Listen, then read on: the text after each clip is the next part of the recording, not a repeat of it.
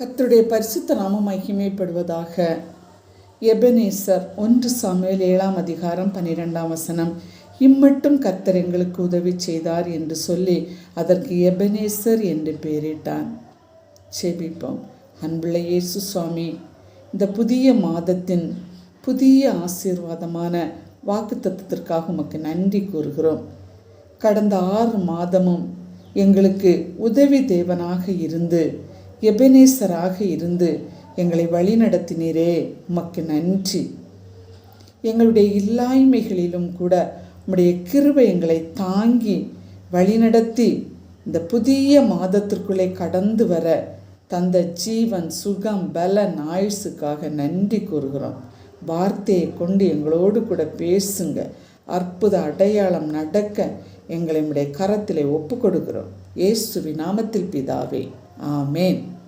கிறிஸ்துவுக்குள் அன்பானவர்களே, இந்த மாத வாக்குத்தத்தம் என்ன கூறுகிறது என்றால், இஸ்ரவேல் ஜனங்கள் வனாந்திரத்தில் வழிநடத்திய போது எத்தனையோ அற்புத அடையாளங்களை கர்த்தரிடத்திலிருந்து கண்டும் கூட கீழ்ப்படியாதவர்களாய் வணங்கா கழுத்துள்ளவர்களாக காணப்பட்டனர்.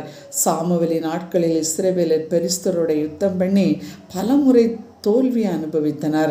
ஆனால் அவர்கள் மனம் திரும்பி கர்த்தரிடம் முறையிட்ட போது கர்த்தர் அவர்களுக்காக சத்துருக்களை சிதறடித்து இஸ்ரவேலருக்கு வெற்றியை கொடுக்கிறார். அந்நேரத்தில் சாமுவேல் ஒரு கல்லை எடுத்து மிஸ்பாவுக்கும் சேனுக்கும் நடுவாக நிறுத்தி, இம்மட்டும் கர்த்தர் எங்களுக்கு உதவி செய்தார் என்று சொல்லி அதற்கு எபெனேசர் என்று பெயரிட்டார். எபெனேசர் என்பதற்கு இம்மட்டும் கர்த்தர் எங்களுக்கு உதவி செய்தார் என்று பொருள்படும். கடந்த 6 மாதமும் நம்முடைய வாழ்வில் நிறைய சோதனைகள், போராட்டங்கள், தோல்விகள், காலதாமதங்கள், இழப்புகள் இருந்திருக்கலாம்.